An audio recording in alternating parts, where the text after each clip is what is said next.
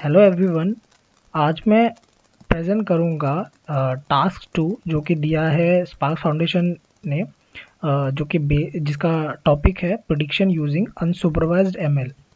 तो पहले हम जानते हैं कि अनसुपरवाइज्ड एमएल क्या होता है।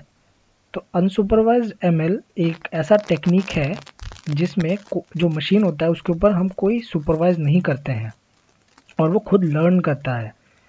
वो कैसे करता है हम आगे देखते हैं। तो बेसिकली 3 टाइप से एक मशीन लर्न करता है। एक होता है सुपरवाइज टेक्निक, एक होता है अनसुपरवाइज टेक्निक और तीसरा होता है रीइंफोर्समेंट टेक्निक। तो सुपरवाइज में क्या होता है कि उसके ऊपर एक सुपरविजन होता है। बेसिकली उसके पास एक ट्रेंड डेटा होता है जिसके हेल्प से वो सीखता है फिर प्रिडिक्शन करता है। अनसुपरवाइज में और सुपरवाइज में उसके पास एक लेबल्ड डेटा होता है। और जो सेकंड है ये है अनसुपरवाइज्ड टेक्निक। इसमें इसके ऊपर कोई सुपरविजन नहीं होता। दैट मीन्स इसके पास कोई एक ऐसा लेबल्ड डेटा नहीं होता जिससे वो सीख के एक प्रिडिक्शन कर पाए। बेसिकली यहाँ पे एक टेस्ट टारगेट नहीं होता हमारे पास या फिर एक लेबल्ड डेटा नहीं होता हमारे पास।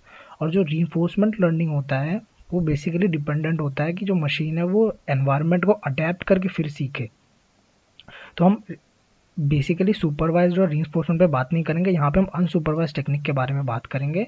तो अनसुपरवाइज्ड टेक्निक जो होता है वो अनलेबल्ड डेटा पे बेसिस होता है, जैसे कि मैंने बताया। तो जो अनलेबल्ड डेटा होता है उसका मतलब क्या है कि क्या होता है actually unlabelled data. Unlabelled data मतलब अगर मैं किसी भी एक, हम ऐसे मान सकते हैं कि अगर कोई एक न्यूबॉर्न बेबी है, अगर मैं उससे पूछूं कि ये वाला शेप क्या है, तो वो डेफिनेटली नहीं बता पाएगा। उसे नहीं पता कि ये क्या है जब तक मैं उसे बताता नहीं कि ये एक शेप है जिसको हम सर्कल कहते हैं।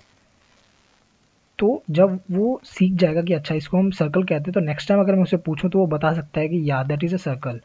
तो अगर हम इसे कहें सर्कल, ये सर्कल एक्चुअली एक लेबल्ड, इसे एक लेबल दिया जा रहा है ताकि हम उसे पहचान पाए। तो बेसिकली कंप्यूटर क्या करता है, फिर मशीन क्या करता है अनसुपरवाइज लर्निंग में, हम उसे कोई भी एक डेटा सेट देते हैं जो कि अनलेबल्ड होता है। फिर बाद में वो उसमें पैटर्न्स फाइंड करता है। जैसे कि मान के चलो मैंने उसे कोई डेटा दे दिया जिसमें बहुत सारे सर्कल्स हैं और उसमें बहुत सारे ट्राइंगल्स हैं, प्लस मैंने उसमें सपोज स्क्वायर्स दे दिए जो कि रैंडमली मैंने उसको एक डेटा प्रोवाइड कर दिया। अब मैंने जब उसको बोला कि इसे लेके तुम इसे बांट दो या फिर इसे एक इसका एक पैटर्न बनाओ, तो बेसिकली वो एक मुझे एक ग्राफ प्लॉट करके दिखाएगा in the form of clusters, जो कि करीब बेसिकली वो स्पीयर के फॉर्म में ही ऐसे क्लस्टर्स फॉर्म करेगा जो भी डिफरेंट डिफरेंट पैटर्न्स हैं, कुछ ऐसे। तो अनसुपरवाइज लर्निंग जो होता है वो बेसिकली 2 मेथड पे काम करता है। एक होता है क्लस्टरिंग मेथड, दूसरा होता है एसोसिएशन मेथड।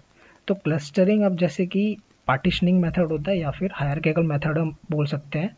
पार्टीशनिंग में के मीन्स एक, ये सब एल्गोरिदम्स हैं, ये सारे एल्गोरिदम्स हैं। एक के मीन्स है, दूसरा वाला आप बोल सकते हैं के एन एल। तो ये दोनों एल्गोरिदम्स हैं, आप कोई भी अप्लाई कर सकते हैं अगर आपको पार्टीशनिंग मेथड आप यूज़ कर रहे हैं तो। तीसरा होता है हायरार्किकल मेथड जिस पर हम भी बात नहीं करेंगे।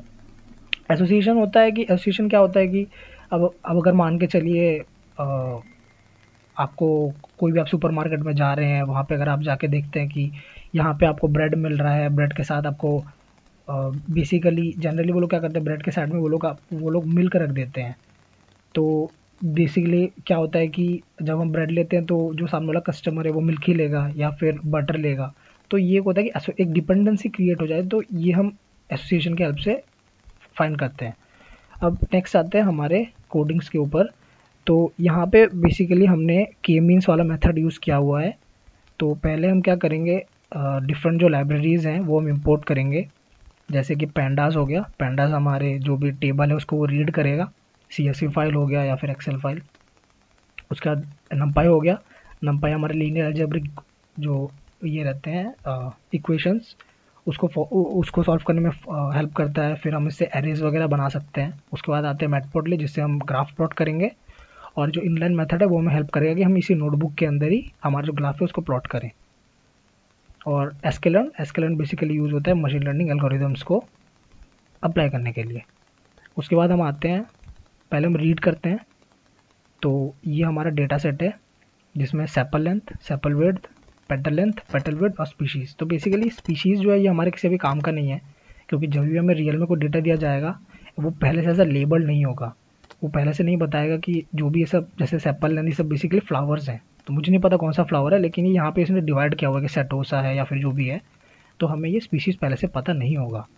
तो हम क्या करेंगे, पहले हम इसको हटा देंगे। तो यहाँ पे मैंने ड्रॉप मेथड यूज़ किया है, जहाँ से मैंने स्पीशीज़ हटा दिया और मैंने इसको अभी लेबल एनकोडर से, लेबल एनकोडर कुछ नहीं, ये होता है कि सपोज़ जैसे यहाँ पे जो ये आयरिस सेटोजा दिया हुआ है, ऐसे टोटल मुझे पहले से ही पता है एक्चुअली यहाँ पे कि ऐसे टोटल 3 टाइप हैं।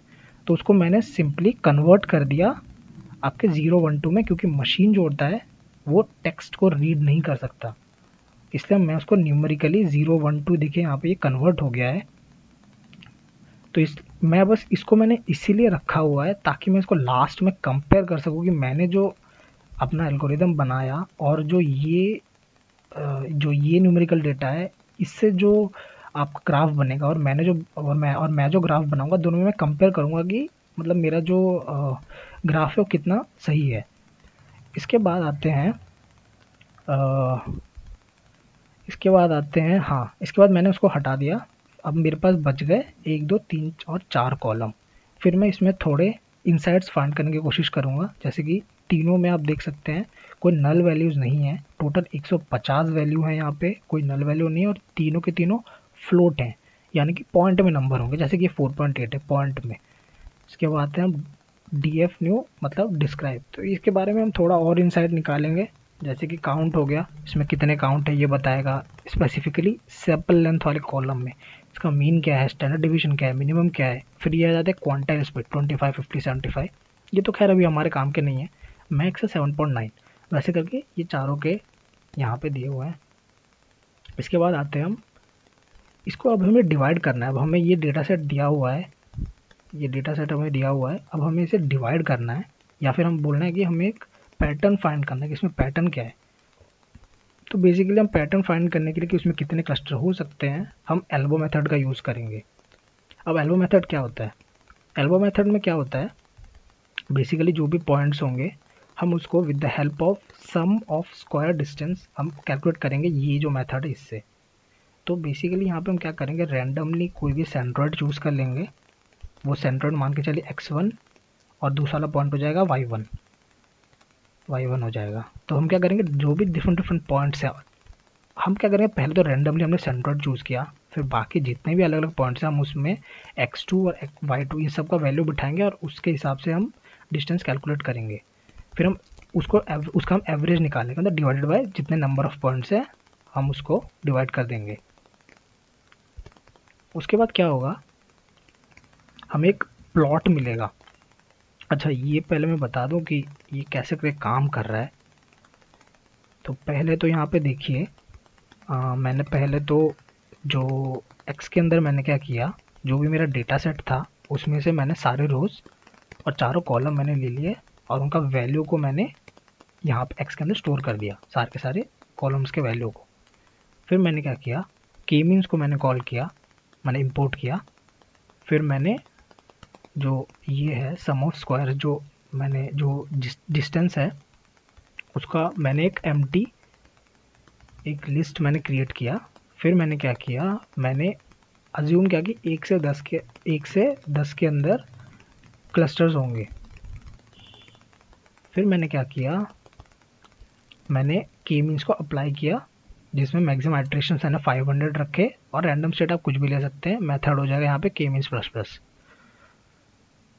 फिर मैंने क्या किया, इस पूरे डेटा जो मेरा डेटा ये आया मतलब क्लस्टर्स जो आए, फिर मैंने उसको ट्रेन करके उसके जो वैल्यूज़ हैं उसको मैंने अपेंड कर दिया WCSS के साथ, मतलब within sum of cluster के साथ।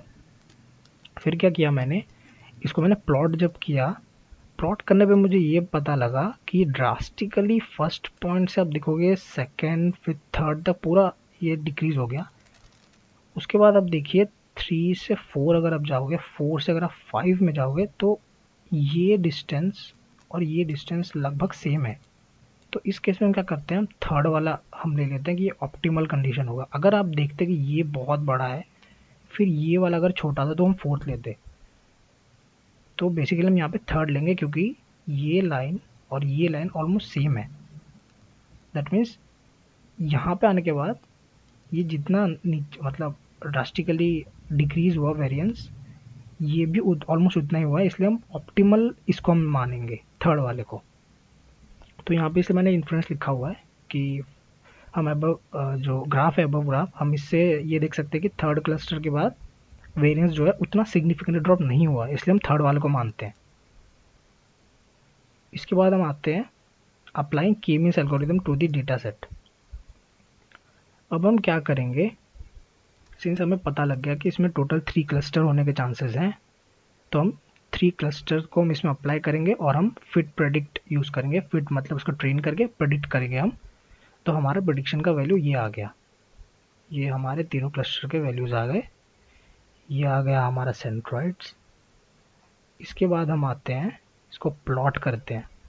तो प्लॉट में जैसे कि मैंने यहाँ लिखा हुआ है, मैंने ये कोडिंग लिखा है plt डॉट स्कैटर, जहाँ पे ये जो लाइन है आपका X Y K means equal to 0, 0 X Y K means equal to 0 1, ये एक्चुअली क्या बोल रहा है कि एक्स जो है, आई मीन जो एक्स कॉलम है उसमें से मैंने क्या किया, सॉरी एक्स जो टेबल है उसमें से मैंने क्या किया, वाई के मीन्स मतलब ये जो भी वाई के मीन्स एक्चुअली क्या है, एक second, Y K means actually क्या है, ये वाई के मीन्स ये बेसिकली तीनों वैल्यूज हैं, क्लस्टर्स हैं तीनों, जिसके वैल्यू 0 1 और 2 तीनों में ही वेरी करेंगे।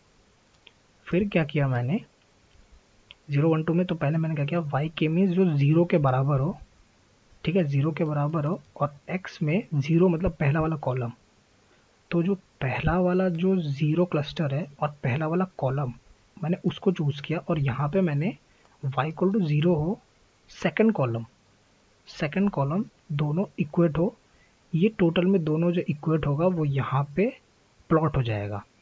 अब मुझे पता नहीं उसका वो ब्लू कलर या जो भी है वो उसका कलर हो जाएगा। पहला रेड लिया तो ठीक है, ये रेड है। इसके बाद आते हैं सेकंड वाला, सेम वैसे ही कि y के मीन्स 1 हो, क्लस्टर 1 हो, और 0 मतलब पहला कॉलम, वैसे ही y 1 हो और 1 मतलब सेकंड कॉलम, तो इसका कलर ब्लू हो जाएगा ऐसे। इसके बाद मैंने क्या किया, सेंटर्ड को मैंने ऐसे p डॉट क्लस्टर सेंटर्स करके 0 1 एक्स और वाई कॉलम, एक्स और वाई एक्सिस के लिए मैंने प्लॉट कर दिया, तो ये हो जाएगा प्लॉट। तो ये तीनों हो गए सेंट्रॉइड, ये येलो वाले जो हैं, येलो वाले ये हो गए सेंट्रॉइड, और ये हो गया इसका ग्राफ, मतलब जो क्लस्टर्स हैं ये हो गया। इसके बाद हम आते हैं, अच्छा और एक चीज़ कि ये जो है ये मैंने बेसिस किया हुआ है सेपल लेंथ और सेपल विड्थ से, ठीक है, सेपल लेंथ और सेपल विड्थ से। इसके बाद हम प्लॉट करेंगे पेटल से, पेटल लेंथ और पेटल विड्थ से। सेम वही मैंने मेथड यूज़ किया, बस यहाँ पे क्या होगा 0 2 0 3 इसलिए मैंने किया क्योंकि आप अगर पहले देखोगे ये हो जाएगा 0th कॉलम, ये हो जाएगा फर्स्ट कॉलम, ये हो जाएगा सेकंड कॉलम, ये हो जाएगा थर्ड कॉलम, इसलिए ये 2 और ये 3 है, और ये पहले वाले में 0 और ये 1 था। तो अगर आप यहाँ पे जाओगे, कहाँ गया पेटल, यस, यहाँ पे अगर आप जाओगे तो यहाँ पे आप देख सकते हो ये 2 वाला है और ये 3 वाला है, तो मतलब ये पेटल लेंथ पेटल विड्थ, उसको मैंने फिर बाद में प्लॉट किया और सेंट्रोइड भी मैंने इसमें इनपुट कर दिए। तो ये बेसिकली मेरा क्लस्टर हो गया। और अब एक चीज़ नोटिस करोगे कि ये ज़्यादा बेटर लग रहा है इस वाले से, क्योंकि ज़्यादा डिस्टिंक्ट है अगर आप दोनों को कंपेयर करो तो। अच्छा अब हम क्या करेंगे, जो हमारा प्रेडिक्टेड और जो एक्चुअल प्लॉट है, एक्चुअल मतलब इस इस न्यूमेरिकल डेटा के बेसिस पे जो आएगा वो एक्चुअल होगा। तो मैं क्या करूँगा, दोनों को कंपेयर करूँगा, प्रेडिक्टेड और एक्चुअल वाले बेस्ड ऑन सेपल। तो ये मेरा ग्राफ आएगा, ये मेरा प्रेडिक्टेड है, यहाँ पे आप देख सकते हैं ये क्लस्टर है, और यहाँ पे आप देखेंगे कि काइंड ऑफ ओवरलैप हो रहा है, तो हमारे यहाँ पे थोड़ा वेरिएशन है। तो यहाँ पे मैंने इन्फ्लुएंस वही लिखा है कि predicted clusters for the sepal length and the sepal width are more distinct compared to the actual cluster, so variation can be seen in the predicted side. इसके बाद आप देखेंगे पेटल का, अगर मैं पेटल का करूँ तो यहाँ पे थोड़ा वेरिएशन आया है, यहाँ पे देखिए थोड़ा वेरिएशन यहाँ पे आया है, but it's okay, it's okay. इसके बाद एट लास्ट हम ये देखेंगे, इन्फ्लुएंस में हम ये निकालेंगे कि लिटिल वेरिएशन हम देख सकते हैं प्रेडिक्टेड साइड पे compare to the actual one, लेकिन ये बेटर है सेपल प्लॉट से। अगर आप दोनों को कंपेयर करें तो पेटल ज़्यादा बेटर है। तो कंक्लूजन ये निकलता है कि अगर हम पेटल से अगर हम इसको डिवाइड करें, मतलब क्लस्टर्स बनाएं, तो ज़्यादा बेटर होंगे और डिस्टिंक्ट होंगे। सो यही था मेरा basically project. Thank you so much.